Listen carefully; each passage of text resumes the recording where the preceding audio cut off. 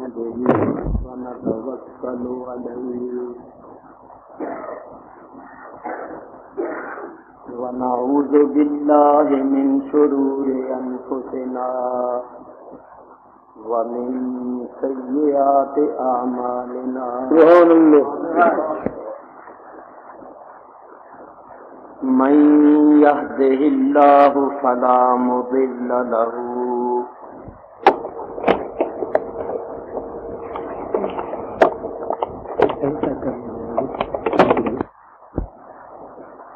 ونشهد أن لا إله إلا الله وحده لا شريك له ونشهد أن سيدنا ومولانا وشفيعنا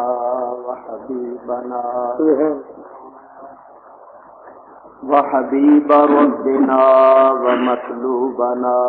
ومطلوب ربنا وغوثنا ومغيثنا عوننا ومعيننا مأوانا وملجأنا محمدا عبده ورسوله صلى الله تعالى عليه وعلى آله وأصحابه وأزواجه وبناته وأولياء أمته وعلماء ملته وبارك وسلم أما بعد فأعوذ بالله من الشيطان الرجيم بسم الله الرحمن الرحيم وسراجا منيرا صدق الله العلي العظيم دروشی پڑھیے وآلہ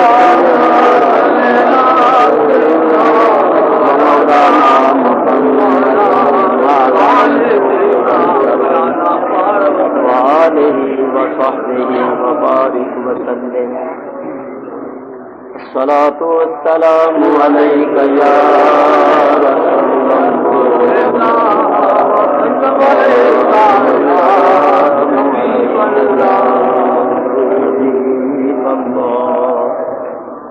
الصلاة والسلام عليك يا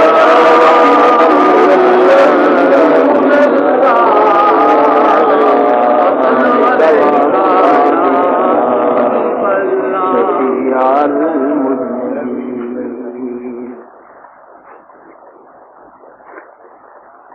حمد و صلات کے بعد آیہ کریمہ کا ٹکڑا جو آپ حضرات کے سامنے تلاوت کیا ہے اس کا ترجمہ چند تفسیری فوائد اپنے شکستہ الفاظ میں پیش کرنے سے پہلے ایک بات آپ حضرات کی خدمت میں پیش کر دینا ضروری سمجھتا ہوں. وہ یہ ہے کہ مخدوم و محترم استاد العلماء حضرت علامہ مولانا قاضی اسرار الحق صاحب مدد اللہ العالی نے جو ارشاد فرمایا ہے کہ علماء اہل سنت کو بھی مقام ملنا چاہیے اور ان کی کثیر تعداد کو مجلس شورا میں لینا چاہیے.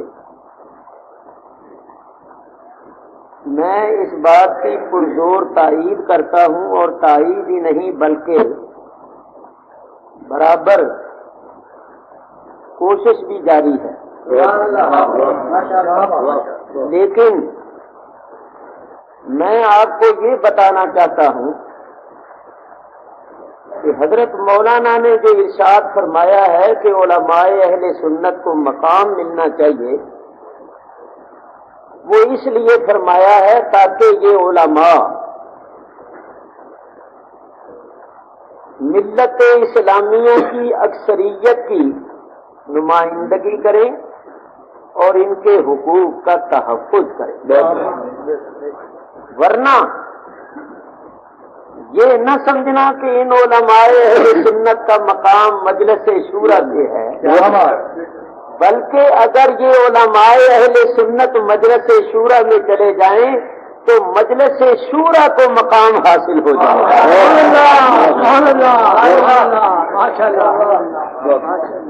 اور خدا کی قسم ہمارا مقام مجلس شورا سے نہیں،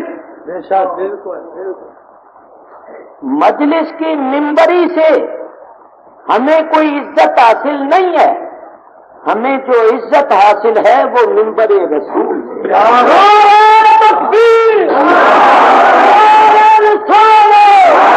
30 برس ہو گئے ہیں تقریریں کرتے ہوئے، روزانہ ہمارے گلے میں پھولوں کے ہار پڑتے ہیں، لوگ عقیدت محبت سے استقبال کرتے ہیں، زندہ باد کے نعرے لگاتے ہیں، خوش آمدید کہتے ہیں، عقیدت و محبت کے مظاہرے کرتے ہیں، یہ سب ہماری عزت و عظمت محراب و ممبر سے ہے، ممبری سے نہیں ہے۔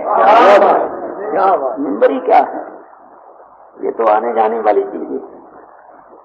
دائمی عزت محراب و ممبر سے، اور اللہ تعالیٰ اس عزت کو قائم اور دائم رکھے، آمین آمین۔ میں حضرت صاحب کی خدمت میں عرض کرتا ہوں کہ الحمدللہ رب العالمین، ابھی تک میں نے اپنے بہت سے حضرات کا نام پیش کیا ہے کہ ان کو بھی لیا جائے، اور انشاءاللہ العزیز وقت آئے گا کہ جب تک علماء اہل سنت کو نہیں لیا جائے گا کامیابی بھی نہیں ہوگی۔ اور یہ بھی میں آپ کو بتا دوں کہ ہم لوگ صرف اور صرف اپنے دین اور اپنے مسلک کی حفاظت کے لیے اہل سنت و جماعت کے حقوق کے تحفظ کے لیے گئے۔ باہر صورت بہت سی باتیں ایسی ہیں جو نہیں کرنے والی، بس آپ حضرات سے یہ درخواست ہے کہ آپ دعا کریں کہ ہم نے جو ذمہ داری قبول کی ہے اللہ تعالیٰ اس کو پورا کرنے کی توفیق، آمین، اور ہم اپنے دین اور مسلک کی کوئی خدمت کر سکیں۔ وما توفیقی الا باللہ۔ میرے بزرگوں اور دوستوں، یہاں علماء کرام کی ایک جماعت تشریف فرما ہے۔ میں سمجھتا ہوں کہ یہ محض میرے ان بزرگوں کرم فرماؤں کی شفقت ہے، عنایت ہے کہ یہ تشریف لائے ہیں اور یہاں تشریف رکھیں گے اور میرے ٹوٹے پھوٹے الفاظ کو سنیں گے۔ میں قلب کی گہرائیوں سے ان حضرات کا شکر گزار ہوں، اور باوجود نالائق ہونے کے ان کے لیے دعا کرتا ہوں کہ اللہ تعالیٰ ان کے علم میں، عمل میں، عمر میں برکت فرمائے، آمین۔ مخدوم و محترم مجاہد ملت شیر اہل سنت حضرت مولانا محمد اورنگزیب صاحب، جن کی دھوم ماشاءاللہ کراچی تک ہے، اور میں نے مولانا سے عرض کیا تھا کہ کسی دن آپ کو کراچی بلانا ہے، مگر موقع تو گزر گیا ہے بلانے کا جس کے لیے بلانا تھا مولانا نے ان کو پہلے ہی بھیج دیا ہے۔ لیکن ابھی جو انہوں نے گردان کی تھی نا، جس کے آخر میں رجیم اور اتلم بعد ذالک کا جنیم آیا تھا، اس کی ضرورت ہے، ابھی بھی ضرورت ہے ان کے لیے۔ تو میں نے مولانا سے عرض کیا کہ کبھی گزارش کروں، درخواست کروں تو ضرور تشریف لانا، کیونکہ آپ جیسے مجاہدوں کی اور حضرت مولانا محمد ابو بکر صاحب سیکھتی سے بھی عرض کیا کہ آپ وہاں تشریف لائیں، آپ جیسے حضرات کی وہاں بڑی ضرورت ہے، اور آپ آ کر دیکھیں گے وہاں بڑا ذوق شوق ہے الحمدللہ۔ اور جہاں تک میرا تعلق ہے، میں تو اب سمجھ لیجئے کہ بوڑھا ہو گیا ہوں، بیمار رہتا ہوں، آواز نہیں نکلتی، کئی بیماریاں لگ گئی ہیں، بیماریوں کا مجموعہ بن گیا۔ اللہ تعالیٰ اپنا فضل و کرم فرمائے۔ اب وہ پہلی سی بات نہیں ہے، مگر آپ حضرات کی محبت ہے، شفقت ہے، پھر بھی میں آپ حضرات کے سامنے اپنے ٹوٹے پھوٹے الفاظ میں کچھ پیش کرتا ہوں۔ آپ حضرات سکون اور اطمینان کے ساتھ تشریف رکھتے ہوئے، میں نے آپ حضرات کے سامنے آیا کریمہ کا جو ٹکڑا تلاوت کیا ہے، یہ آخر کا ٹکڑا ہے، اور جس آیت کا یہ ٹکڑا ہے اس آیت میں اور اس سے پہلی آیت میں اللہ تبارک و تعالی نے اپنے حبیب پاک علیہ الصلوۃ والسلام کے چند اوصاف حمیدہ بیان فرمائے۔ ارشاد ہوتا ہے، یا ایھا النبی، اے غیب کی خبریں دینے والے، انا ارسلناک، بے شک ہم نے تجھے بھیجا، شاہدا و مبشرا و نذیرا، شاہد، مبشر اور نذیر بنا کر۔ شاہد کے معنی ہیں حاضر و ناظر، مبشر کے معنی ہیں خوشخبری دینے والا۔ مومنوں کو اور نیک عمل کرنے والوں کو اللہ تعالی کی رحمتوں اور بخششوں کی خوشخبری دینے والا، اور نذیر کے معنی ہے کافروں کو، مشرکوں کو، ظالموں کو، بدکاروں کو اللہ تبارک و تعالی کے عذاب سے ڈرانے والا۔ وَدَاعِيًا إِلَى اللَّهِ بِإِذْنِهِ، اور بلانے والا اللہ کی طرف اس کے حکم سے، وَسِرَاجًا مُنِيرًا، اور چمکا دینے والا آفتاب۔ یہ ہے ان آیتوں کا لفظی ترجمہ۔ اعلیٰ حضرت امام اہل سنت کے ترجمے پر جو ان دشمنوں نے پابندی لگوائی ہے، کیونکہ متحدہ عرب امارات کے وہ شیوخ اور وہاں کے محکمے کے جو لوگ ہیں وہ تو اردو جانتے نہیں، نہ وہ اردو پڑھ سکتے ہیں نہ اردو لکھ سکتے ہیں، ان کی زبان تو ہے عربی۔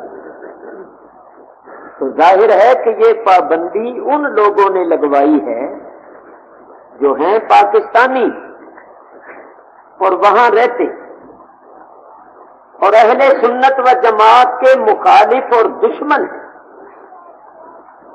اسی سے آپ حضرات اندازہ کر لو کہ یہ ہمارے کتنے دشمن ہیں۔ اعلیٰ حضرت امام اہل سنت کا ترجمہ ہم دعوے سے کہتے ہیں کہ جتنے بھی اردو میں ترجمے ہوئے ہیں قرآن کریم کے، سب میں اعلیٰ اور سب میں بالا ترجمہ۔ سنت نے صحیح ترجمہ کیا ہے، بلکہ ترجمہ کرنے کا حق ادا کیا ہے، اور ان کو اس لیے دکھ ہے کہ اعلیٰ حضرت کے ترجمے سے ان کا مذہب ختم ہو جاتا ہے۔ مثلا اسی سے اندازہ کر لو کہ کوئی بھی ترجمے والا قرآن اٹھا کر دیکھ لو، کسی نے نبی کا ترجمہ نہیں کیا سوائے اعلیٰ حضرت۔ یا ایھا النبیو، ترجمے دیکھو کیا لکھا ہوگا، اے نبی۔ یا تو ترجمہ ہو گیا نا، یا کا ترجمہ ہو گیا اے، تو نبی کا ترجمہ کیا ہے؟ عرب والے یا حرف ندا، اور جس کو ندا کی جاتی ہے منادا، ندا اور منادا کے درمیان اگر منادا مذکر ہو تو ایھا لے آتے ہیں، اور مؤنث ہو تو ایتھا لے آتے ہیں، کلام کو خوبصورت بنانے کے لیے۔ تو یا حرف ندا ہے جس کا معنی ہے، اور نبی کو نبی ہی کہہ دیا تو یہ ترجمہ تو نہ ہوا۔ نبی کا ترجمہ کیا ہے، نبی کا معنی کیا ہے؟ تو آپ لغت اٹھا کر دیکھیے، اہل لغت نے ترجمہ کیا النبی المخبر عن الغیب، نبی کا معنی ہے غیب کی خبر دینے والا، اور یہ بالکل صحیح ترجمہ ہے، کیونکہ نبی جو ہے وہ نبا سے مشتق ہے، اور نبا کے معنی خبر کے ہیں۔ نبی فعیل ان کے وزن پر سیگا ہے صفت مشبہ کا۔ میرے بزرگوں اور دوستوں، قرآن پڑھ کر دیکھو، اگر آیتیں پڑھوں تو بہت سی آیتیں ہیں نبا کے معنی خبر کے۔ اللہ تعالیٰ ارشاد فرماتا ہے وَاتْلُ عَلَيْهِمْ نَبَأَ ابْنَيْ آدَمَ بِالْحَقِّ، وَاتْلُ عَلَيْهِمْ، تلاوت کیجئے ان پر، پڑھیے ان پر، سنائیے ان کو، نبا خبر، ابنئی آدم، آدم کے دونوں بیٹوں، بالحق، سچی۔ بامحاورہ ترجمہ یہ ہوگا کہ اے حبیب، آدم علیہ السلام کے دونوں بیٹے حابیل اور قابیل کی سچی خبر ان لوگوں کو بتائی۔ وَاتْلُ عَلَيْهِمْ نَبَأَ نُوحٍ، تلاوت کیجئے ان پر، بتائیے ان کو، سنائیے ان کو نوح کی خبر۔ تو نبا کے معنی کیا ہے؟ خبر۔ اسی نبا سے جب آپ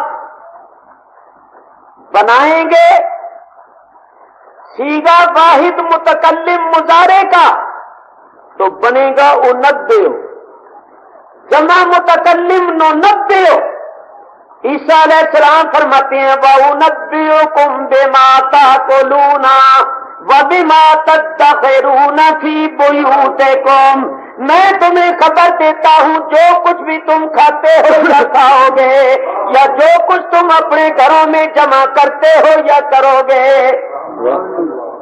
نُنَبِّئُكُم، دوسری بات سنو، قُلْ هَلْ نُنَبِّئُكُم بِالْأَخْسَرِينَ أَعْمَالًا، اللہ فرماتا ہے کیا ہم تمہیں بتائیں وہ کون لوگ ہیں جو اپنے اعمال کے لحاظ سے بہت زیادہ نقصان اٹھانے والے۔ اسی سے امر کا سیگا بنائیں گے تو بنے گا 90۔ اللہ فرماتا ہے 90 عبادی، اے میرے حبیب میرے بندوں کو خبر دے۔ تو نبیٌ نبا سے مشتق ہے، نبیٌ فعیل ان کے وزن پر صیغہ ہے سکتے مشبہ کا. اس میں فاعل میں اور سکتے مشبہ میں یہ فرق ہوتا ہے کہ فاعل اس وقت ہوگا جب اس سے فعل کا صدور ہوگا. مثلا ضارب مارنے والا، تو وہ ضارب کب کہلائے گا؟ جب اس سے ضرب کا ظہور اور صدور ہوگا. فاعل اس وقت ہوگا جب اس سے فعل سرزد ہوگا. اس کے مقابلے میں سکتے مشبہ وہ ہوتی ہے جو دوام و استمرار پر دلالت کرے، یعنی وہ صفت موصوف سے کبھی خارج نہ ہو. تو ذرا غور کرو، نبیٌ صیغہ ہے سکتے مشبہ کا فعیل ان کے وزن پر. اس کے معنی ہیں ہمیشہ خبر دینے والا یا ہمیشہ خبر رکھنے والا.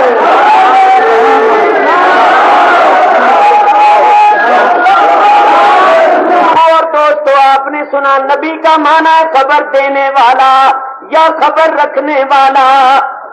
تو آپ کہیں گے مولوی صاحب اگر نبی کا معنی ہے خبر دینے والا تو خبر تو ریڈیو بھی دیتا ہے، ہر زبان میں دیتا ہے. ٹیلی ویژن سے خبریں نشر ہوتی ہیں، اخبار جمعی خبر کی ہے، خط لفافے ٹیلی گرام وغیرہ کے ذریعے سے ہم ایک دوسرے کو خبریں دیتی ہیں، بندے بھی بندوں کو خبریں دیتی ہیں. تو پھر تو سب نبی ہونے چاہیے. تو یاد رکھو ریڈیو خبریں دیتا ہے مگر نبی نہیں، ٹیلی ویژن خبریں دیتا ہے نبی نہیں، خط لفافے کے ذریعے سے خبر ملتی ہے نبی نہیں، بندہ بندے کو خبر دیتا ہے نبی نہیں. کیونکہ یہ سب خبریں دیتے ہیں مخلوقات کی، نبی وہ ہوتا ہے جو خبر دیتا ہے خالق.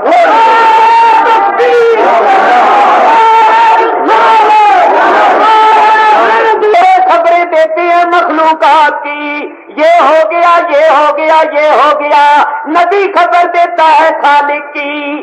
اسی واسطے نبی مضاف ہوتا ہے اللہ کی طرف. نبی اللہ، نبی کے معنی خبر دینے والا، اور جب اس کی اضافت ہوگی اللہ کی طرف معنی ہوگا اللہ کی خبر دینے والا یا اللہ کی خبر رکھنے والا.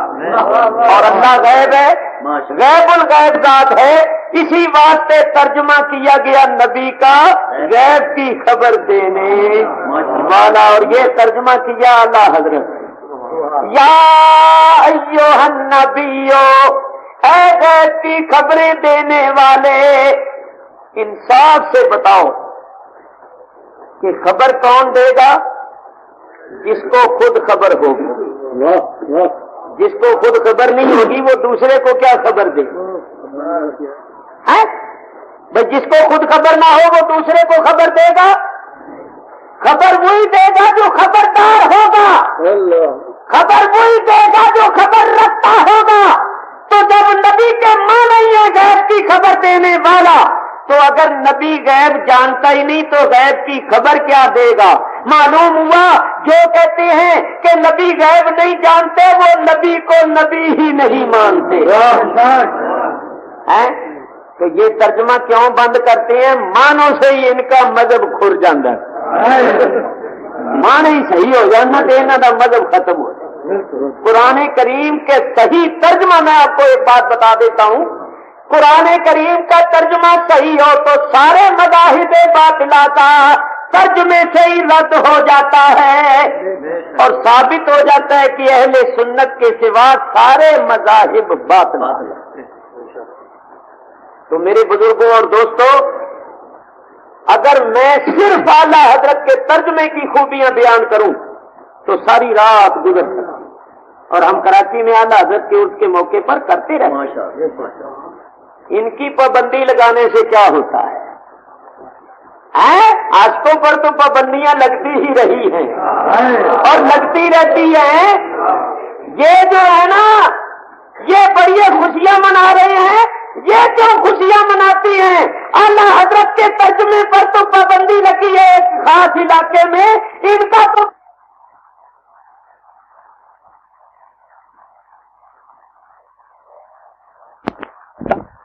نہیں ہے. میں نے جو بیان کرنا ہے اس کی طرف توجہ کرتا ہوں.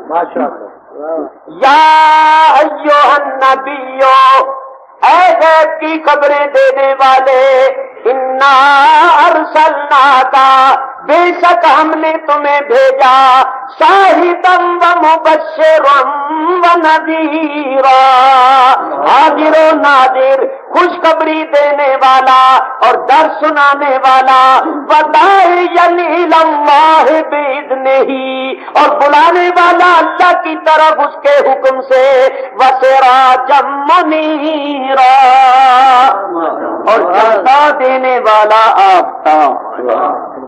سراجا منیرا، یہ میرا موضوع ہے، مختصر سے وقت میں عرض کرنا۔ اعلیٰ حضرت پر اللہ تعالیٰ کروڑوں رحمتیں نازل فرمائے، انہوں نے بڑا پیارا ترجمہ فرمایا۔ وسراجا منیرا کا ترجمہ فرمایا چمکا دینے والا آفتاب، بڑا صحیح ترجمہ۔ یہ ترجمہ وہی کر سکتا ہے جس کا سینہ اللہ تعالیٰ نے کھول دیا ہو اور جس کو نسبت ہو نبی کریم علیہ الصلوۃ والسلام کے ساتھ۔ دیکھو، سراج کا معنی ہے سورج، آفتاب، یہ میں نہیں کہتا، یہاں علماء بیٹھے ہیں، ان سے آپ پوچھئے، یہ تصدیق فرمائیں گے کہ قرآن کی سب سے اعلیٰ اور افضل تفسیر وہ ہوتی ہے جو خود قرآن سے کی جائے، کیونکہ قرآن بھی اپنے بعد حصے کی تفسیر کرتا ہے۔ تو دیکھو، سراج کی تفسیر، سراج کا ترجمہ میں خود قرآن سے پیش کرتا ہوں۔ اللہ تعالیٰ ارشاد فرماتا ہے، تبارک الذی جعل فی السماء بروجا وجعل فیہا سراجا وقمرا منیرا، تبارک الذی جعل فی السماء بروجا،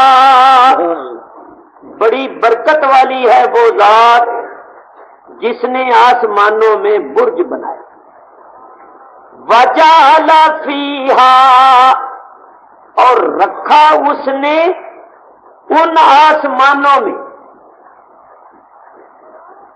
کس کو رکھا؟ سراجا وقمرا منیرا، سراج اور قمر کو روشن کرنے والا۔ بولو، یہاں اللہ تعالیٰ نے سراج کس کو فرمایا؟ بولو، سورج۔ سراجا وقمرا، قمر سے مراد چاند، سراج سے مراد آفتاب۔ اللہ تعالیٰ نے آسمانوں میں، برجوں میں سورج اور چاند کو روشن کرنے والا بنا کے رکھا۔ تو اللہ تعالیٰ نے سراج کس کو فرمایا؟ سورج، ایک آیت۔ دوسری آیت سنیے، اللہ فرماتا ہے وجعل الشمس سراجا، وجعل الشمس، بنایا اللہ نے شمس کو، کیا بنایا؟ سراج۔ بولو، اللہ نے سورج کو، آفتاب کو کیا بنایا؟ سراج۔ سراج ثابت ہوا، شمس سراج، سورج سراج۔ تیسری آیت میں فرمایا سراجا وہاجا۔ تین آیتوں میں اللہ تعالیٰ نے آفتاب کو، سورج کو سراج فرمایا، اور نبی کریم سراج ہی نہیں ہے بلکہ سراجم منیرا ہے۔ منیر کس کو کہتے ہیں؟ منیر نور دہندہ را و روشن کنندہ را گویا۔ منیر کہتے ہیں نور دینے والے کو اور روشن کرنے والے۔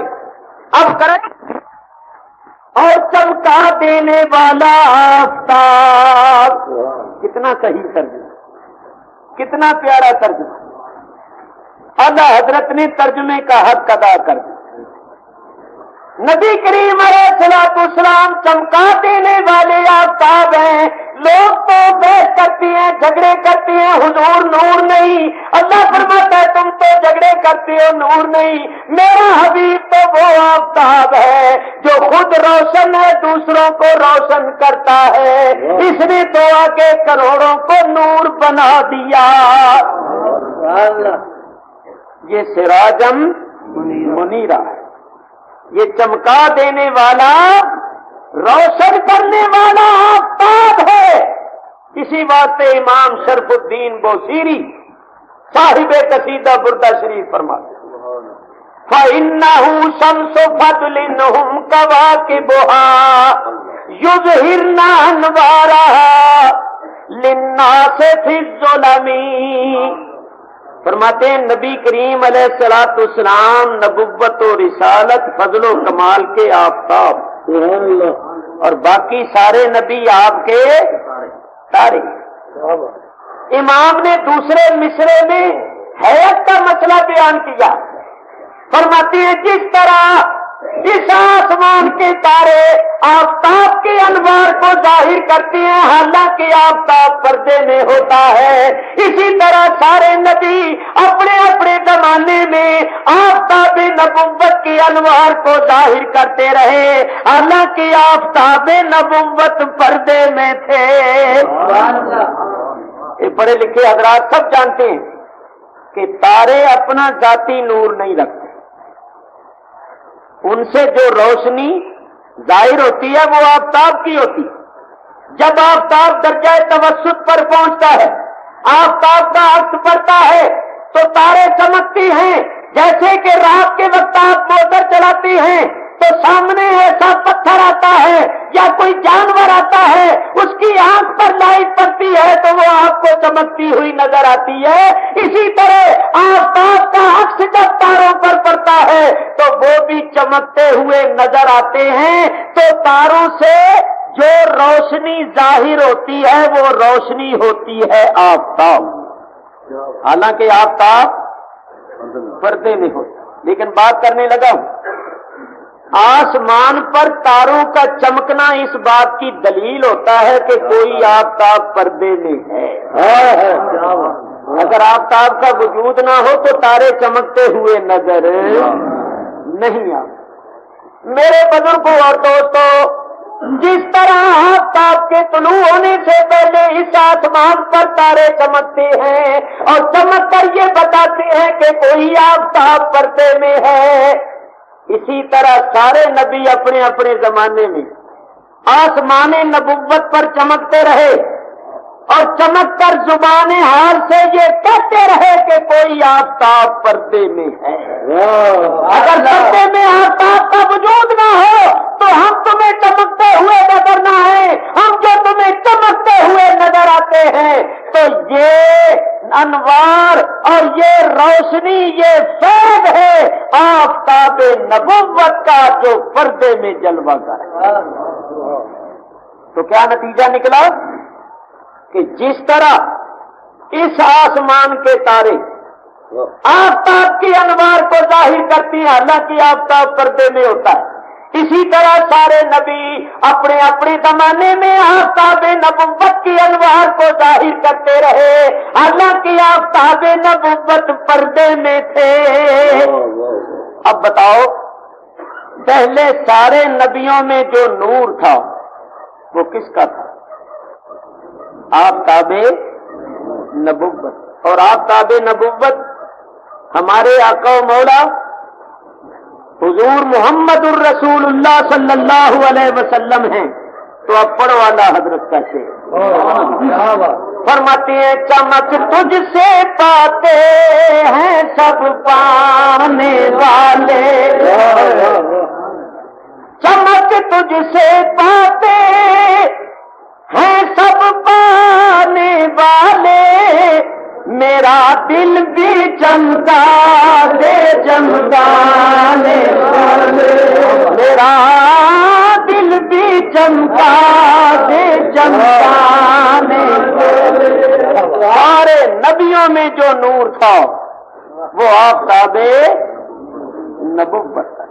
ایک اور مقام پر فرماتے ہیں انبیاء اجزا ہے تو بالکل ہے جملہ نور کا, حمد یا اجزا ہے تو بالکل ہے جملہ نور کا، اس علاقے سے ہے ان پر نام سچا نور کا۔ اور فرماتے ہیں یہ جو مہر و محبے ہے اطلاع آتا نور کا، بھیک تیرے نام کی ہے تکبیر نبی کریم علیہ الصلوۃ والسلام آفتاب نبوت ہیں اور باقی سارے نبی آپ کے تارے ہیں۔ جس طرح اس آسمان کے تارے آفتاب کے انوار کو ظاہر کرتی ہیں حالانکہ آفتاب پردے میں ہوتا ہے، اسی طرح سارے نبی اپنے اپنے زمانے میں آفتاب نبوت کے انوار کو ظاہر کرتے رہے حالانکہ آفتاب نبوت پردے میں تھے۔ لیکن آسمان نبوت پر تاروں کا چمکنا اس بات کی دلیل تھا کہ کوئی آفتاب پردے میں ہے۔ اگر آفتاب کا وجود پردے میں نہ ہوتا تو یہ تارے چمکتے ہوئے نظر نہ۔ میرے بزرگوں اور دوستوں، تارے کب چمکتے ہیں؟ جبکہ آفتاب پردے میں ہوتا ہے، اور جب آفتاب طلوع کرتا ہے پھر تارے نظر نہیں آتے، تارے مٹ نہیں جاتے، مر نہیں جاتے، نیست و نابود نہیں ہو جاتے، موجود ہوتی ہیں مگر نظر نہیں آتے، کیونکہ آفتاب کا نور ان پر غالب ہو جاتا ہے۔ تو جب تک نبوت کا آفتاب پردے میں رہا تارے چمکتے رہے، اور جب آفتاب نے طلوع فرمایا اللہ تعالیٰ نے ارشاد فرما دیا وَلَٰكِن رَّسُولَ اللَّهِ وَخَاتَمَ النَّبِيِّينَ۔ اب تارے نہیں چمکیں گے کیونکہ آفتاب کا طلوع ہو گیا ہے۔ آفتاب کے طلوع ہونے کے بعد تارے نہیں چمکا تھا۔ دیکھو آفتاب جب طلوع کرتا ہے تو وہ اپنی روشنی دینے میں بخل نہیں کرتا، بخیل نہیں ہوتا۔ آفتاب اپنی روشنی دینے میں بخل نہیں کرتا، اس کا فیض عام ہوتا ہے۔ کوئی خود ہی دروازہ بند کر لے تو اس کی مرضی، کوئی خود اپنے آگے پردہ کر لے، حجاب کر لے، آڑ کر لے تو اس کی مرضی۔ آفتاب اپنی روشنی دینے میں بخل نہیں کرتا، اس کی سخاوت کا تو یہ عالم ہوتا ہے کہ اگر دروازے میں یا پردے میں چھوٹا سا سوراخ بھی ہو تو اس سے بھی اپنی روشنی اندر پہنچا دیتا ہے۔ میرے بزرگوں اور دوستوں، جس طرح اس آسمان کا آفتاب اپنی روشنی دینے میں بخل نہیں کرتا، اسی طرح نبی پاک علیہ الصلوۃ والسلام نے بھی ایمان کا نور اور ہدایت کی روشنی دینے میں کسی بخل کا مظاہرہ نہیں کیا۔ لوگوں نے خود ہی دروازے بند کر، حضور نے کسی بخل کا مظاہرہ نہیں، حضور کا فیض عام، حضور کا فیض عام ہے۔ یہاں میں ایک بات کرتا ہوں، یہ بات ذرا توجہ سے سنو۔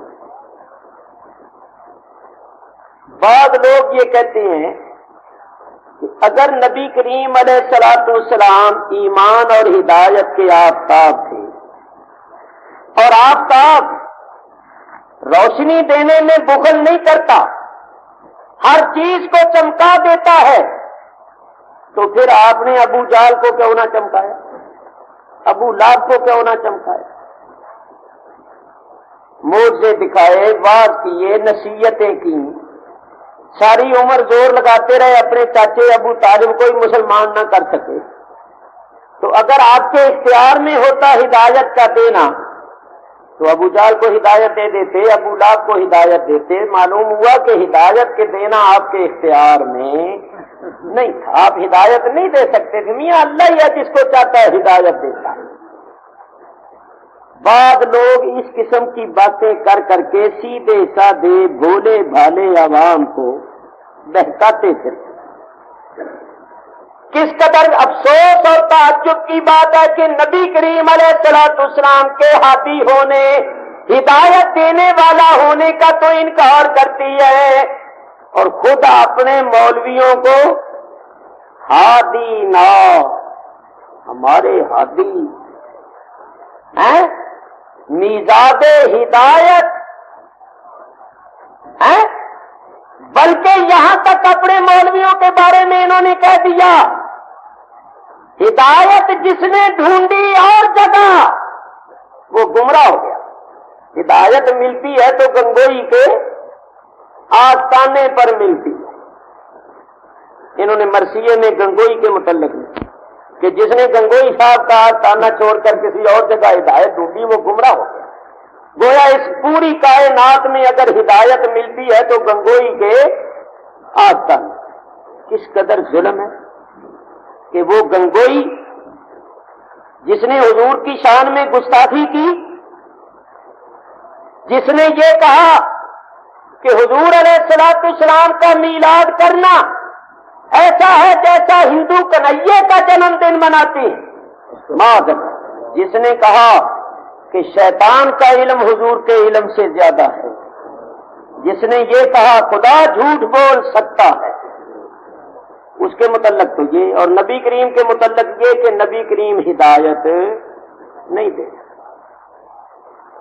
اسی بات سے میں نے ایک کتاب لکھی ہے تعارف علماء دیوبند، اس کو ضرور پڑھو۔ اس میں 2 رخ میں نے پیش کیے ہیں، تصویر کے 2 رخ، وہ پڑھنے کے قابل۔ میرے بزرگوں اور دوستوں، توجہ کے ساتھ سنو، غور کے ساتھ سنو، ہمارے نبی پاک علیہ الصلوۃ والسلام ہدایت لے کر آئے، ہادی بن کر آئے۔ هو الذی ارسل رسولہ بالہدی، اللہ وہ ہے جس نے بھیجا اپنے رسول کو ہدایت دے کر۔ بولو حضور کیا لے کر آئے؟ ہدایت لے کر آئے، ہدایت لے کر آئے اور ہادی بن کر آئے۔ انما انت منذر ولکل قوم ہاد، سوائے اس کے نہیں کیا ہے میرے حبیب، آپ ڈر سنانے والے ہیں اور ہر قوم کے ہادی ہیں۔ دوسری آیت میں فرمایا وَإِنَّكَ لَتَهْدِي إِلَىٰ صِرَاطٍ مُسْتَقِيمٍ، بے شک ہے میرے حبیب یقیناً آپ سیدھے راستے کی ہدایت دیتی ہیں۔ ہدایت لے کر آئے ہادی، تو ہدایت کس کے لیے لے کر آئے؟ ہمارے لیے، ہمیں ہدایت دینے کے لیے ہدایت لے کر آئے، ہادی بن کر آئے۔ تو جو حضور کے ہادی ہونے کا منکر ہے وہ قرآن کا منکر۔ اور پھر ان کا یہ کہنا کہ اگر حضور ہادی تھے، ہدایت دینے والے تھے، تو ابو جہل کو کیوں نہیں دی؟ اس کا میں جواب عرض کر دیتا ہوں، سن لینا غور سے اور یاد رکھنا۔ نبی کریم علیہ الصلوۃ والسلام بلا شک و شبہ ہادی ہیں،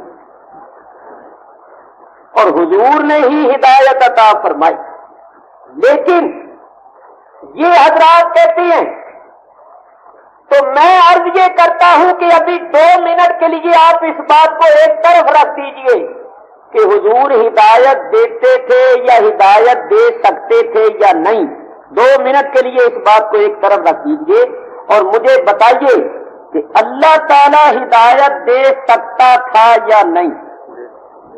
بولو بھائی، اللہ ہدایت دے سکتا ہے، دے سکتا تھا، دے سکتا ہے یا نہیں؟ دے سکتا۔ تو سوال یہ ہے کہ اللہ نے ابو جہل کو کیوں نہیں ہدایت؟ حضور نے دی یا نہیں دی؟ اس کو ابھی 2 منٹ ایک طرف رکھ، یہ بتاؤ اللہ نے کیوں نہیں؟ کیا کہو گے اللہ بھی ہدایت نہیں دے سکتا تھا؟ مزہ تو تب ہے جب کہہ دو کہ اللہ بھی نہیں دے سکتا. اگر دے سکتا ہوتا تو ابو جہل کو دے دیتا. اللہ تعالیٰ ہدایت دے سکتا تھا یا نہیں؟ اگر کہو نہیں تو ایمان جائے گا، اور اگر کہو کہ دے سکتا تھا تو میں سوال کرتا ہوں پھر اس نے ابو جہل کو ہدایت کیوں نہیں دی؟ تو اگر کوئی پڑھا لکھا ہوگا تو اس کا جواب دے. کیا جواب دے گا؟ جواب دے گا اللہ فرماتا ہے واللہ یہدی من یشاء الی صراط مستقیم. اللہ ہدایت دیتا ہے سیدھے راستے کی جس کو چاہتا. پڑھا لکھا کیا کہے گا کہ اللہ ہدایت دیتا ہے جس کو چاہتا ہے. تو ابو جہل کو اللہ نے اس لیے ہدایت نہیں دی کہ اللہ نے چاہا نہیں. اور یہی ہمارا جواب کہ جس کو رب نے نہیں چاہا اس کو مصطفیٰ نے بھی نہیں. ارے مصطفیٰ اس کو چاہتے ہیں جس کو رب چاہتا ہے، اور رب اس کو چاہتا ہے جس کو مصطفیٰ چاہتے ہیں.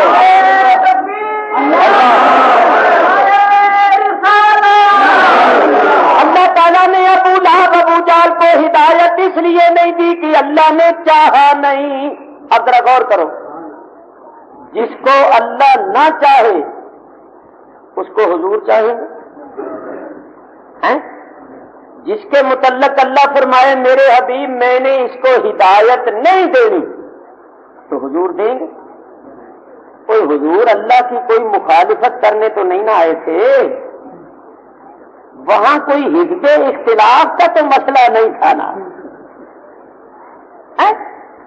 اور نبی کریم حزب اختلاف بن کر آئے تھے، اپوزیشن میں تھے. وہاں تو موافقتی موافقت ہے، دونوں کی رضا ایک ہے، دونوں کا چاہنا ایک ہے. وہاں تو کیفیت یہ ہے کہ رسول کا فرمانا اللہ کا فرمانا، اور رسول سے بیعت اللہ سے بیعت، رسول کی دعوت اللہ کی دعوت، رسول کا ذکر اللہ کا ذکر، اور رسول کا دیدار اللہ کا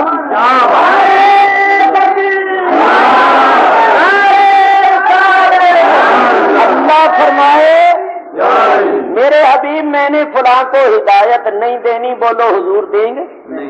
اللہ کی مخالفت کریں گے؟ نہیں کریں. اسی واسطے فرمایا بتائے یعنی اللہ بإذنہ، وہ بلاتے ہیں اللہ کی طرف اس کے حکم سے. تو اب سنو، ہمارا عقیدہ یہ ہے کہ خالق ہدایت اللہ ہے، حضور خالق ہدایت نہیں. بولو خالق ہدایت کون ہے؟ اللہ. اور موت یہ ہدایت ہے حضور صلی اللہ علیہ وسلم. اللہ ہدایت خلق کرتا ہے اور حضور عطا فرماتی ہے. حضور کی بارگاہ سے اس کو ہدایت ملتی ہے جس کے واسطے اللہ نے ہدایت خلق کی. ابو جہل کے واسطے اللہ نے خلق نہیں کی، حضور نے عطا نہیں. تو جو لوگ اعتراض کرتے ہیں نا، انہوں نے اصل بات کو سمجھا ہی نہیں. ایک اعتراض یہاں اور وارد ہوتا ہے، وہ بھی میں خود وارد کروں اور پھر اس کا جواب دے کے آگے بڑھوں. میرے بزرگوں اور دوستوں، ہو سکتا ہے کوئی کہے کہ ہمارا عقیدہ ہے کہ حضور کو کل شے کا علم ہے. تو پھر حضور کو علم ہونا چاہیے تھا کہ ابو جہل کے واسطے اللہ نے ہدایت خلق نہیں کی. تو جب حضور کو پتا تھا کہ اس کے واسطے ہدایت خلق نہیں ہوئی تو پھر حضور نصیحت کیوں کرتے تھے، بات کیوں کرتے تھے، موقع کیوں دکھاتے تھے؟ کفروا سواء علیہم انذرتہم ام لم تنذرہم لا یؤمنون. بے شک وہ لوگ جن کی قسمت میں ہی کفر ہے، اے میرے حبیب آپ ان کو ڈراؤ یا نہ ڈراؤ وہ ایمان نہیں لائے. ان کو سمجھاؤ یا نہ سمجھاؤ، ڈراؤ یا نہ ڈراؤ، کوشش کرو یا نہ کرو، لا یؤمنون وہ ایمان نہیں لائیں. کیوں؟ ختم اللہ علی قلوبہم وعلی سمعہم وعلی ابصارہم غشاوہ وَلَهُمْ عَذَابٌ عَظِيمٌ۔ مور لگا دی ہے اللہ نے ان کے دلوں پر اور ان کے کانوں پر اور ان کی آنکھوں پر پردہ ہے اور ان کے واسطے بہت بڑا عذاب۔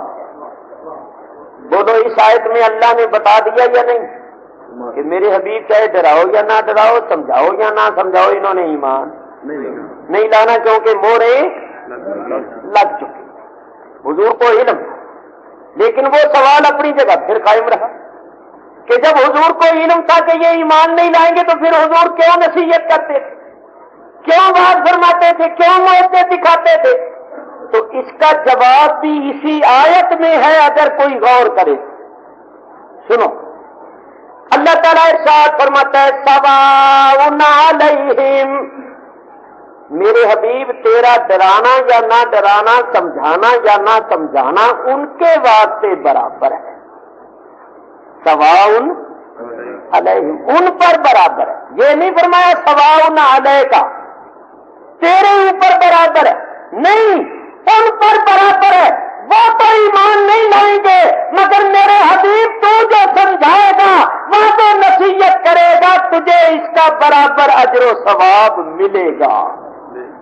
تو حضور جانتے تھے کہ یہ ایمان نہیں لائیں گے مگر بعد نصیحت کا سلسلہ اس واسطے برابر جاری رکھا کہ حضور کا اس کو حضور علیہ الصلوۃ والسلام کو اس کا اجر و ثواب ملتا۔ ایک اور دوسری بات یہ ہے کہ حضور نمونہ بن کر آئے تھے، ہمیں سکھانے کے واسطے آئے۔ اگر حضور بعد و نصیحت اور تبلیغ چھوڑ دیتے تو پھر ہم کس طرح کرتے؟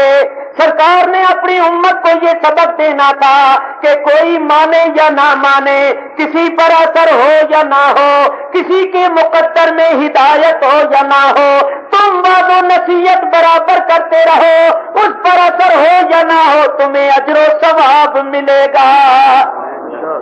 اگر حضور چھوڑ دیتے تو ہم کیسے کرتے؟ حضور ہمیں سکھانے کے واسطے آئے، ورنہ حضور کو علم تھا کہ یہ ایمان نہیں۔ میں کہتا ہوں حضور نے خود فرمایا، حضور نے فرمایا عرضت علی امتی فی صورہا، اللہ نے میری ساری امت کو اپنی اپنی صورتوں میں میرے سامنے پیش کیا۔ وَعَلِمْتُ مَن يُؤْمِنُ بِهِ وَمَن يَكْفُرُ بِهِ، اور اللہ نے مجھے علم دیا کہ کون مجھ پر ایمان لائے گا اور کون میرے ساتھ کفر کرے گا۔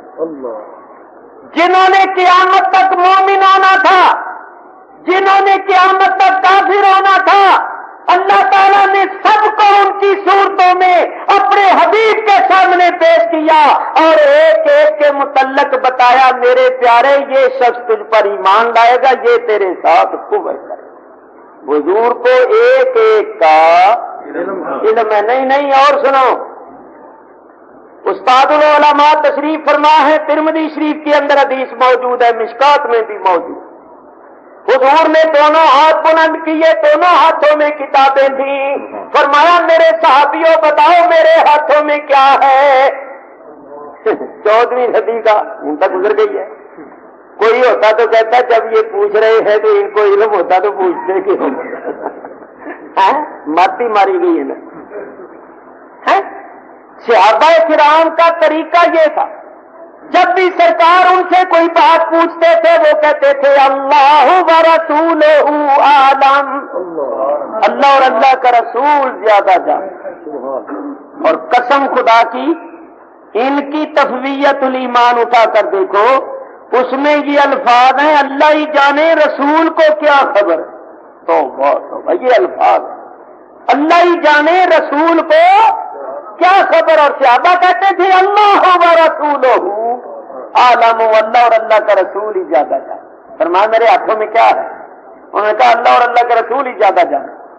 فرمایا یہ جو میرے بائیں ہاتھ میں کتاب ہے اس میں تمام جنتیوں کے نام ہیں، ان کے باپ دادوں کے نام ہے، خاندان قبیلوں کے نام ہے، نیچے اللہ نے ٹوٹل لگا دیا ہے۔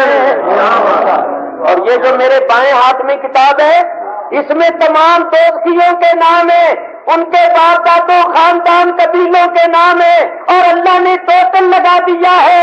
یہ کہتی ہے جانتے نہیں، اللہ نے جنتیوں دوستیوں کی فہرست بنا کے اپنے حبیب کے ہاتھوں میں دے دیا۔ حضور کے دائیں ہاتھ میں جنتی اور بائیں ہاتھ میں تو اگر اس طرح تفصیل کے ساتھ بیان کرتا رہا تو بڑا وقت لگ جائے گا۔ میں مین لائن پر ہی چلتا رہتا ہوں، برانچوں میں نہیں نکلوں گا۔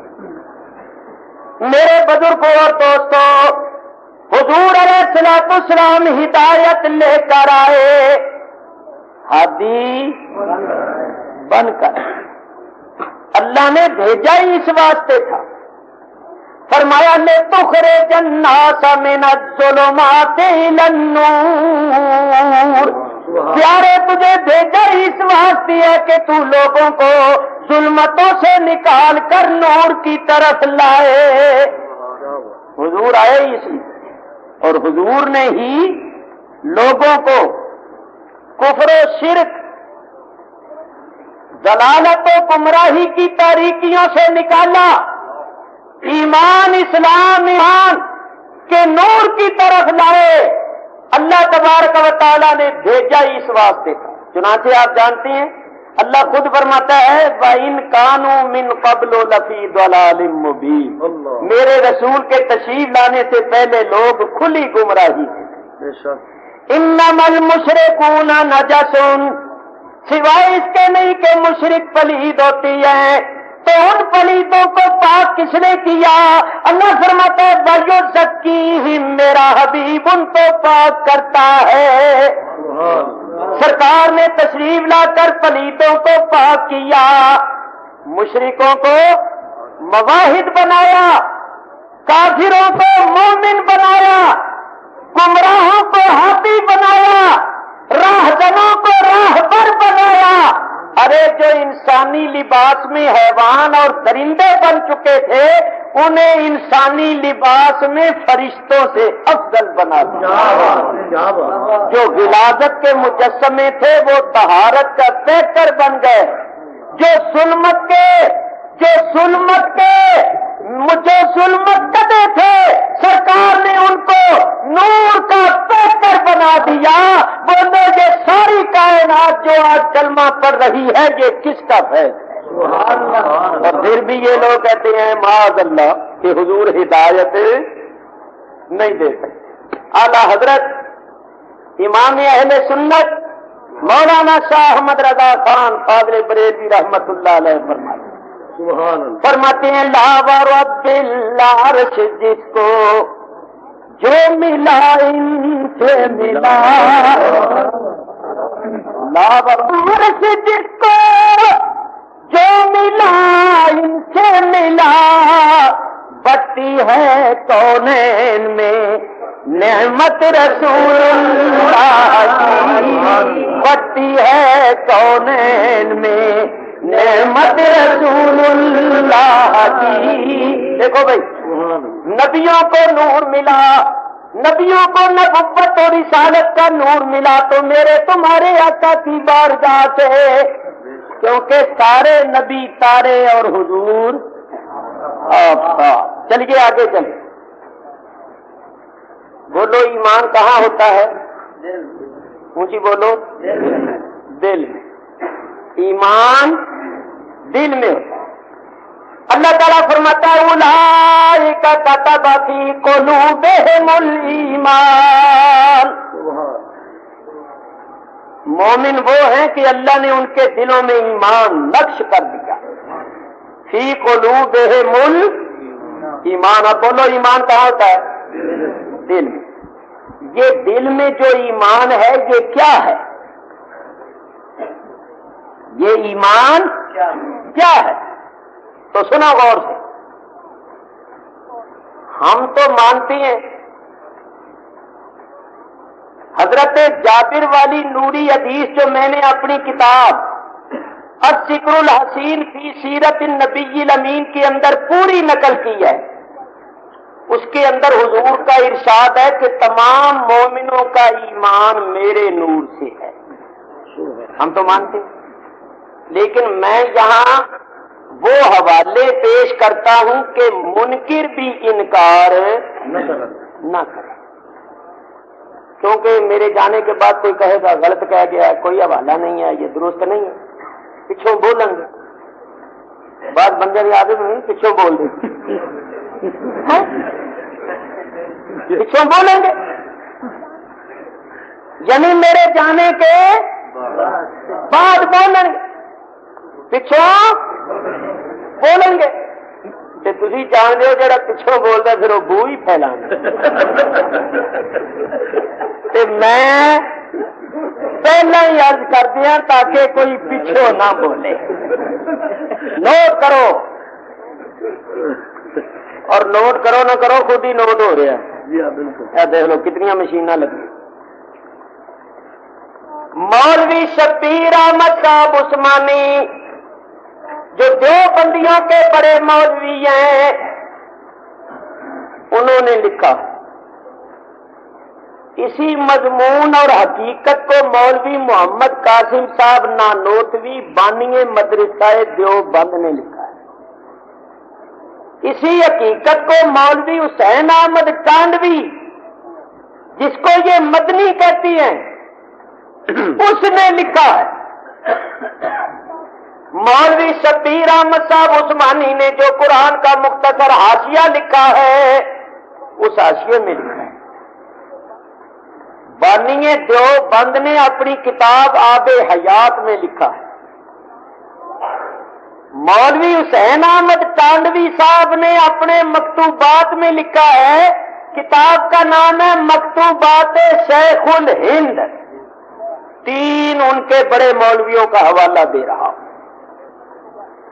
مولوی شبیر احمد عثمانی کی عبارت بے لفظ ہی آپ کو پڑھ کر سناتا ہوں۔ وہ کہتے ہیں محققین کے نزدیک، للو پنجو نتھو پھتو کے قریب نہیں، محققین کے نزدیک مومن کا ایمان اگر غور سے دیکھا جائے تو ایک شعاع ہے آفتاب نبوت، اور آفتاب نبوت پیغمبر علیہ الصلوۃ والسلام۔ بولو ان کا مولوی کیا کہہ رہا ہے کہ مومن کا ایمان اگر غور سے دیکھا جائے تو کیا ہے، ایک شعاع ہے آفتاب نبوت کی، اور آفتاب نبوت پیغمبر علیہ الصلوۃ والسلام۔ انہوں نے آگے بھی بڑی اچھی عبارت لکھی ہے، اگر اللہ ان سے نہ لکھواتا تو بڑی مشکل پیش آتی، لیکن میں اتنے پر اکتفا کرتا ہوں اور آپ سے پوچھتا ہوں کہ وہ کیا کہہ رہے ہیں کہ مومنوں کے دلوں میں جو ایمان کا نور ہے یہ نور ہے آفتاب نبوت، حضور علیہ الصلوۃ والسلام کی شعاع چمک جو ہر مومن کے دل میں پہنچی ہوئی ہے وہ ایمان ہے۔ تو بتاؤ نبیوں کو نور ملا تو حضور کی بارگاہ سے، اور سارے مومنوں کو ایمان کا نور ملا تو حضور کی بارگاہ سے۔ تو پڑھو چمک تجھ سے پاتے ہیں سب پانے والے، چمک تجھ سے پاتے ہیں سب پانے والے، میرا دل بھی چمکا دے چمکانے والے، میرا دل بھی چمکا دے چمکانے والے۔ مومنوں کے دلوں میں جو ایمان کا نور ہے یہ نور شعاع ہے آفتاب نبوت کی۔ ذرا غور کرنا، غور دھیان کرو، یوں سمجھو کہ ہمارے دل بمنزلہ بلب کے ہیں، اور ان بلبوں کے اندر جو ایمان کی روشنی ہے اس کا مرکز اور پاور ہاؤس ذات محمد الرسول اللہ صلی اللہ علیہ وعلی آلہ واصحابہ وبارک وسلم۔ تو بھائی ذرا سوچ کر بتاؤ، کیا یہ ہو سکتا ہے کہ پاور ہاؤس میں تو انجن فیل ہو جائے، جنریٹر اپنا کام کرنا چھوڑ دے اور میرے تمہارے گھروں میں بلب جلتے رہے؟ یہ ہو سکتا ہے؟ نہیں نہ ہو سکتا۔ تو یہ کیسے ہو سکتا ہے کہ مصطفیٰ مر جائیں میں اور آپ مومن ہی رہیں؟ یہ کیسے؟ ایمان کا مرکز تو حضور ہے۔ جب کروڑوں سینے ایمان کے نور سے جگمگا رہے ہیں تو ماننا پڑے گا کہ ایمان کا مرکز اور ایمان کا پاور ہاؤس اپنی جگہ کام کر رہا ہے۔ بجلی سپلائی ہو رہی ہے، روشنی وہاں سے آ رہی ہے، ہزاروں سینے جگمگا رہے ہیں۔ اگر حضور مر جائے جہان میں کوئی مومن رہ سکتا ہی نہیں۔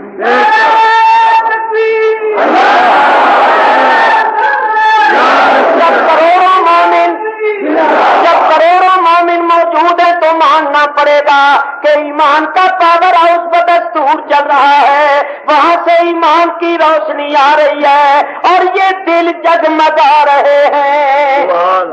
اسی واسطے تو اعلیٰ حضرت نے فرمایا تو زندہ ہے واللہ، تو زندہ ہے واللہ۔ کیا بات! واللہ کے معنی ہے خدا کی قسم، 2 مرتبہ۔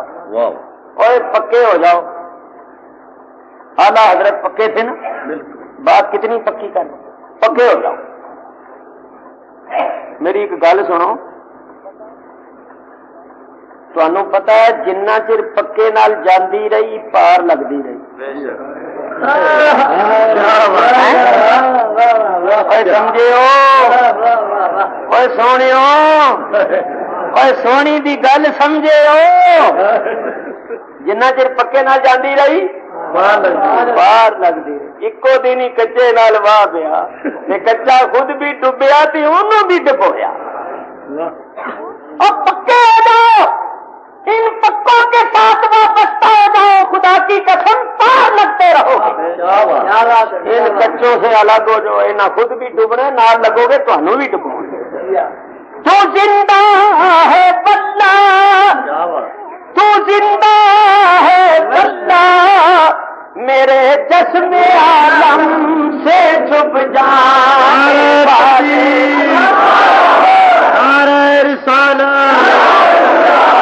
حضرت بریلوی محدث اعظم پاکستان۔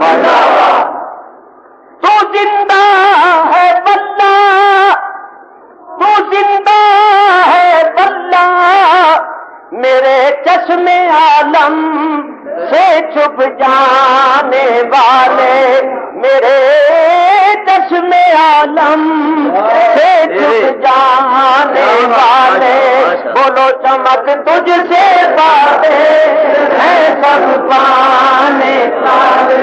ایک بات کرتا ہوں ذرا غور سے سنو، یہ تو نہیں ہو سکتا کہ پاور ہاؤس میں انجن فیل ہو جائے میرے تمہارے گھر میں بلب چلتے رہے، مگر یہ ہو سکتا ہے کہ پاور ہاؤس میں انجن جنریٹر بدستور چل رہا ہو، کام کر رہا ہو اور کسی کے گھر میں اندھیرا ہو جائے۔ بولو یہ ہو سکتا ہے؟ بلب فیوز ہو جائے، تار کٹ جائے، اندھیرا ہو جائے۔ ذرا بات غور سے سننا، جس کے گھر میں ہو جائے اندھیرا، وہ اندھیرے میں بیٹھا بیٹھا یہ خیال کرے کہ پاور ہاؤس میں انجن فیل ہو گیا ہوگا۔ نہیں، ذرا غور کرو، سوچو میری بات، یہ خیال اس کو کب آیا؟ جب، ذرا غور سے سنو، بولو نہیں آگے، اچھا بولو میں کیا کرنے لگا؟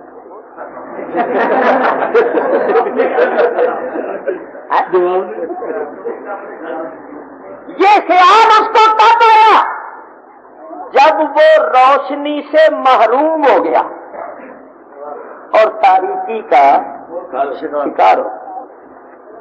جب تک وہ روشنی میں تھا، بولو اس کو یہ خیال آ سکتا تھا کہ پاور ہاؤس میں انجن فیل ہو گیا؟ یہ خیال کب آیا؟ جب وہ روشنی سے محروم ہو گیا، تاریکی کا شکار ہو گیا۔ معلوم ہوا جو نبی پاک علیہ السلام کو زندہ نہیں سمجھتے، یہ بھی ایمان کی روشنی سے محروم ہو چکے اور تاریکی کا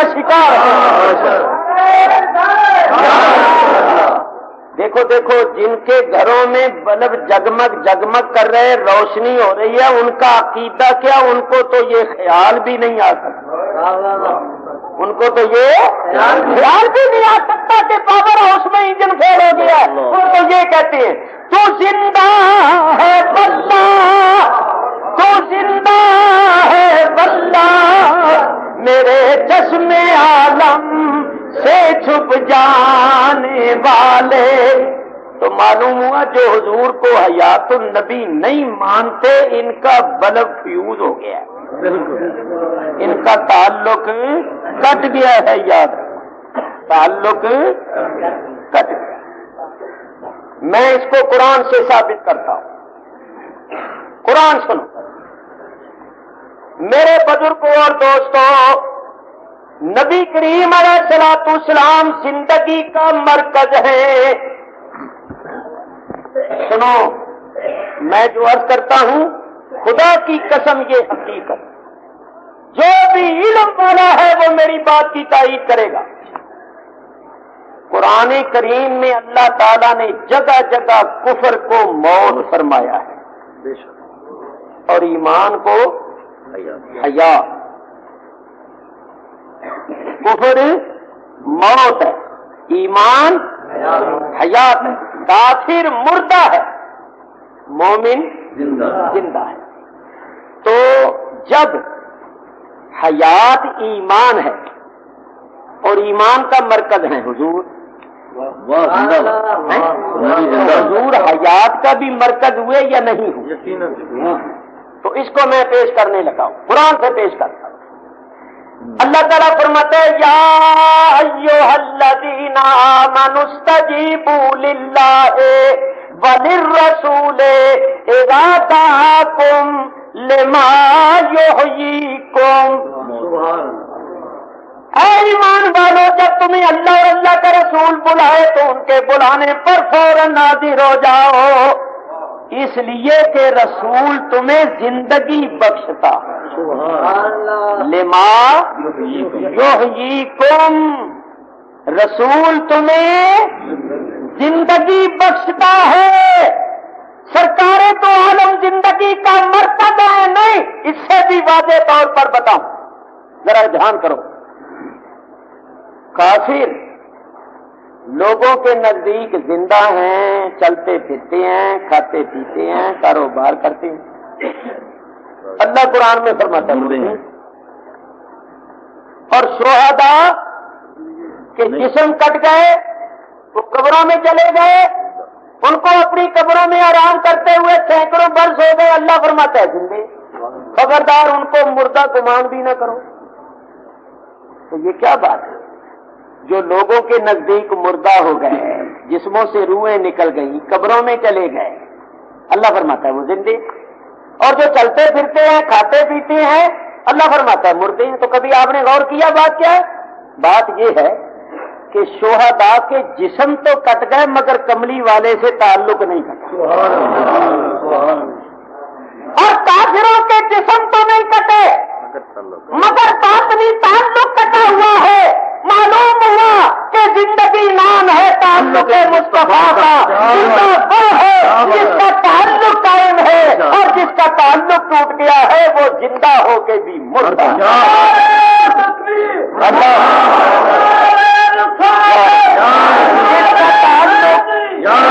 جن کا تعلق حضور علیہ الصلوۃ والسلام کی ذات سے قائم ہے، وہ چلتے پھرتے بھی زندہ، قبروں میں پڑے بھی زندہ، اور جن کا تعلق کٹ گیا ہے وہ چلتے پھرتے بھی مردے، قبروں میں پڑے ہوئے بھی مردے، کیونکہ زندگی نام ہے حضور کے تعلق کا، زندگی کا مرکز سرکار دو عالم علیہ الصلوۃ والسلام کی ذات۔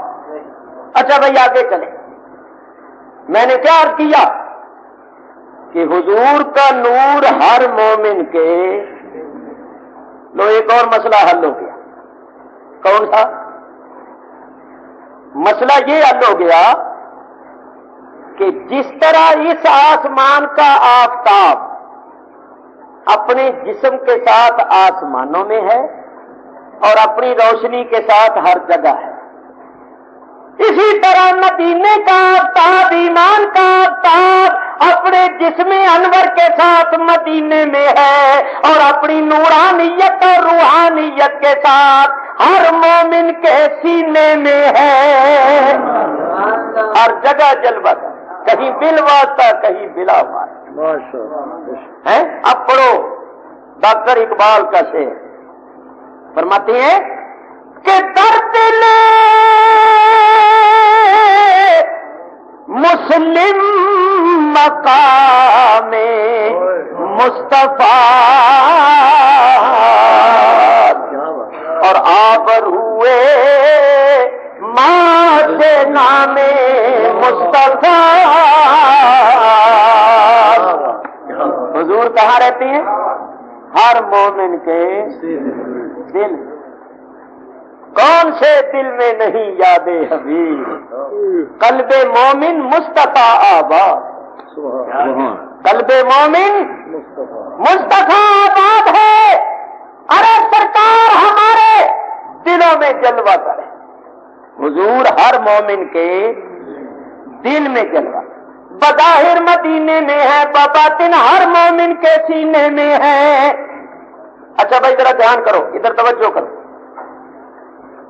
دیکھو اس وقت اس آسمان کا سورج جو ہے وہ غروب ہو گیا، غروب ہو چکا ہے۔ تو اس کے غروب ہونے کا کیا مطلب ہے؟ مر گیا، بے نور ہو گیا۔ اس کی حیثیت میں، حیت میں کوئی فرق آ گیا؟ جس طرح غروب ہونے سے پہلے تھا اسی طرح اب ہے، جس طرح پہلے سراج تھا اب بھی سراج۔ اس کا غروب ہونا کیا ہے؟ کہ میری تمہاری نگاہوں سے پردے میں آ گیا، ورنہ اس کی اپنی حیثیت میں کوئی فرق نہیں تھا۔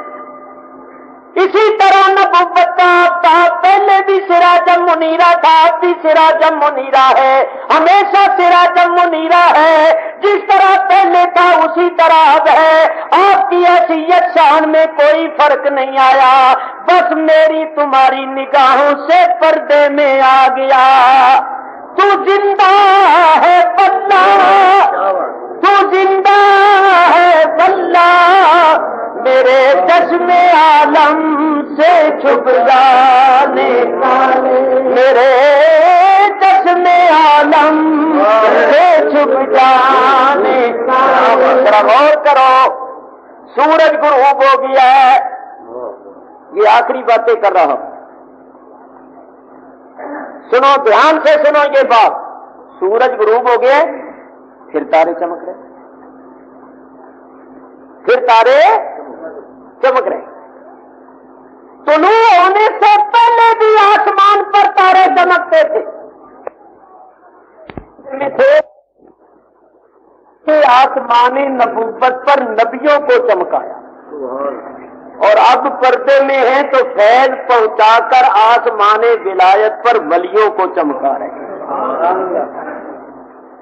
پہلے نبیوں میں جو نور تھا وہ بھی آفتاب نبوت کا تھا، اور قیامت تک پیدا ہونے والے علماء ربانیین اور اولیاء کاملین میں جو ایمان اور ہدایت اور عرفان کی روشنی ہے، یہ بھی حضور کی روشنی ہے۔ ثابت ہوا پہلے نبیوں کے ذریعے سے ان کی امتوں کو جو ایمان کا نور اور ہدایت کی روشنی ملی، اس کا مرکز بھی حضور تھے، اور قیامت تک علماء ربانیین اور اولیاء کاملین کے ذریعے سے جو لوگوں کو ایمان کا نور اور ہدایت کی روشنی ملے گی، اس کا مرکز بھی حضور ہے۔ تو پھر کیوں نہ کہیں چمک تجھ سے پاتے ہیں سب پانے والے، اور پھر کیوں نہ کہیں لا رب العرش جس کو جو ملا ان سے ملا، لا رب العرش جس کو جو ملا ان سے ملا، بڑھتی ہے کونین میں نعمت رسول اللہ کی، بڑھتی ہے کونین میں نعمت رسول اللہ کی.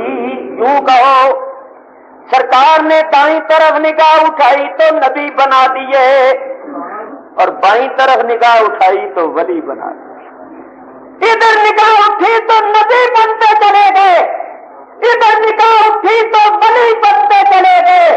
ظہور فرمانے سے پہلے پردے میں تھے تو نگاہ اٹھا کے نبیوں کو چمکایا, اور اب پردہ فرمانے کے بعد حیض کا یہ عالم ہے کہ نگاہ اٹھ رہی ہے اور ولی چمک رہے ہیں. چمک تجھ سے پاتے ہیں سب پانے والے, چمک تجھ سے پاتے ہیں سب پانے والے. میرا دل بھی چمکا دے چمکانے والے, میرا دل بھی چمکا دے چمکانے والے. اللہ تعالیٰ ارشاد فرماتا ہے وَسِرَاجًا مُنِيرًا, میرا حبیب چمکا دینے والا آفتاب ہے. میرے بزرگوں اور دوستوں, میں نے مختصر سے وقت میں حضور علیہ الصلوۃ والسلام کے ایک وصف جمیل کے متعلق کچھ شکستہ الفاظ میں عرض کیا ہے. اللہ تبارک و تعالی میرے اور تمہارے دلوں کو حضور کے نور سے ہمیشہ معمور رکھے. یہ دل سرکار کی روشنی سے جگمگاتا ہے. ہوش میں آؤ, ہوشیار ہو کے رہو, بیدار ہو کے رہو. دشمن شب و روز سرگرم عمل ہیں اور کوشش میں ہیں کہ کسی طرح تار کاٹ دیں, تعلق توڑ دیں. تو ان سے ہوشیار رہو, ان سے بچ کے رہو. نبی پاک علیہ الصلوۃ والسلام کے ساتھ نسبت قائم رہے. قسم خدا کی اس نسبت سے بڑھ کر کوئی نعمت نہیں. بس ایک بات کر کے پھر میں فرمائش پوری کرتا ہوں. یہ بزرگان دین نے بات لکھی ہے کہ کثرت سے درود و سلام پڑھنا اس کو ایمان کی سلامتی سے بڑا تعلق ہے. بزرگان دین فرماتے ہیں جو کہتا ہے نا میرا ایمان سلامت رہے اور میں ایمان کے لٹیروں سے محفوظ رہوں, تو اس کو چاہیے کثرت سے درود و سلام.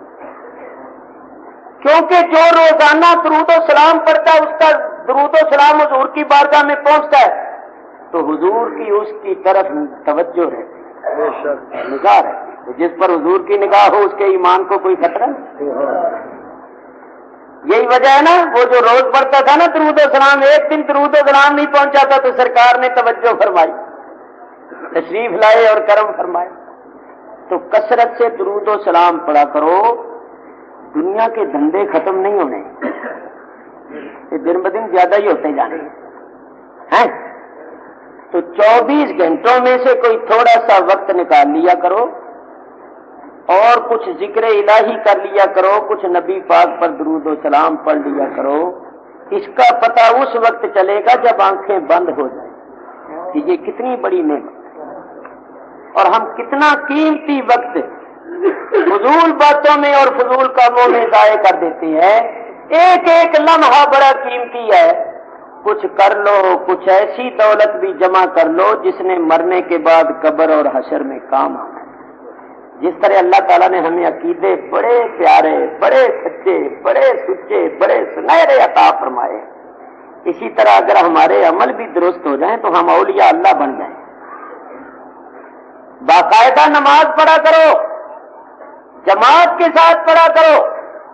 اپنی شکل کو, صورت کو, لباس کو, چلنا پھرنا, اٹھنا بیٹھنا سب شریعت و سنت کے مطابق کر لو. جب سرکار دو عالم کے غلام بن جاؤ گے, اللہ کے محبوب بن جاؤ گے. تو اس کی آج کل بڑی ضرورت ہے. عمل کرو. ہم لوگ ذرا عمل میں سست اور غافل ہوتے جا رہے ہیں. اللہ تعالیٰ نے ہر جگہ فرمایا ان الذین آمنوا وعملوا الصالحات کانت لہم جنات الفردوس. ایمان بمنزلہ جڑ کے ہے, تنے کے ہے. اور اعمال بمنزلہ شاخوں کے ہے. بولو پھل تنے کو لگتا ہے یا شاخوں کو؟ پھل ہمیشہ شاخوں کو لگتا ہے. اگر ایمان کا پھل کھانا چاہتے ہو تو اس ایمان کے ساتھ اعمال کی شاخیں بھی لگاؤ. یہ ایمان کا درخت ہرا بھرا ہو جائے، سرسبز اور شاداب ہو جائے، جتنی شاخیں زیادہ ہوں گی اتنا پھل زیادہ ہوگا. ایمان کا پھل کھانا چاہتے ہو تو عمل کرو، عمل کرو، عمل کرو. اللہ مجھے اور آپ کو عمل کی توفیق دے. میں نے چند کتابیں لکھی ہیں، دو تین نسخے میں ساتھ لایا ہوں. میری لکھی ہوئی چند کتابیں ہیں، وہ میرا لڑکا لے کر باہر بیٹھا ہوا ہے، اور میں نے 100 مختلف موضوعات پر وہ تقریریں وہاں کی ایک کمپنی نے ریکارڈ کی ہیں، اور انہوں نے مجھے وہ تقریروں کا ایک سیٹ بھیجا ہے. ہم اس کو آگے پاکستان میں پھیلا دیں. میں باہر رہتا ہوں، جایا نہیں جاتا. بڑی پیاری تقریریں، بڑی ایمان افروز تقریریں، بڑے ہی اچھے ماحول میں، پرسکون ماحول میں بھری ہوئی، جبکہ آواز بھی ٹھیک تھا، اس میں قوت بھی تھی، طاقت بھی تھی. 1976 کی ساؤتھ افریقہ میں کی ہوئی تقریریں ہیں، اسی طرح اردو زبان میں بڑی پیاری تقریریں ہیں، وہ بھی آپ لے سکتے. کتابیں ہیں انوار رسالت، مسئلہ اخلاق ثلاثہ، برکات میلاد شریف، ثواب العبادات، راہ حق، ذکر جمیل، ذکر حسین. یہ چند کتابیں ہیں، جو حضرات لینا چاہیں وہ بعد میں لے لیں. میں لوری پڑھنے سے پہلے یہ پوچھتا ہوں کہ حضرت صاحب قبلہ کا بیان نہیں ہوگا؟ کچھ نہ کچھ تو ارشاد ہو جائے گا. اچھا جی، تو پھر اب میں کیا کروں؟ لوری صاحب تو چلیے صاحب، روزانہ آپ لوری سنتے ہیں، لیکن جب میں آ کے بیٹھا تھا تو ایک رکا کسی نے دیا تھا کہ حضرت پیر صاحب کی نعت شریف سناؤ. وہ تو یہاں اس علاقے میں لوگ پڑھتے ہی رہتے ہیں، میں لوری بھی ویسے پڑھتا ہی رہتا ہوں. اب جو آپ چاہیں. چلو لوری بات کرتے ہیں. مطلب یہ ہے کہ لوری آپ کو دے دیں گے تو ذرا نیند اچھی آ جائے. لوری دی جاتی ہے نا سلانے کے لیے. لوگ پڑھو اللہ اللہ اللہ لا الہ الا اللہ اللہ اللہ لا الہ الا. آمنہ بی بی کے گلشن میں آئی ہے تازہ بہار. آمنہ بی بی کے گلشن میں آئی ہے تازہ بہار. پڑھتے ہیں صلی اللہ وسلم، پڑھتے ہیں صلی اللہ وسلم، آئے کرو دیوار نبی جی. اللہ اللہ اللہ لا الہ الا اللہ اللہ اللہ لا الہ الا. 12 ربیع الاول کو وہ آیا در یتیم. 12 ربیع الاول کو وہ آیا در یتیم. ماہ نبوت میرے رسالت، ماہ نبوت میرے رسالت، صاحب خلق عظیم نبی جی. اللہ اللہ اللہ لا الہ الا اللہ اللہ اللہ.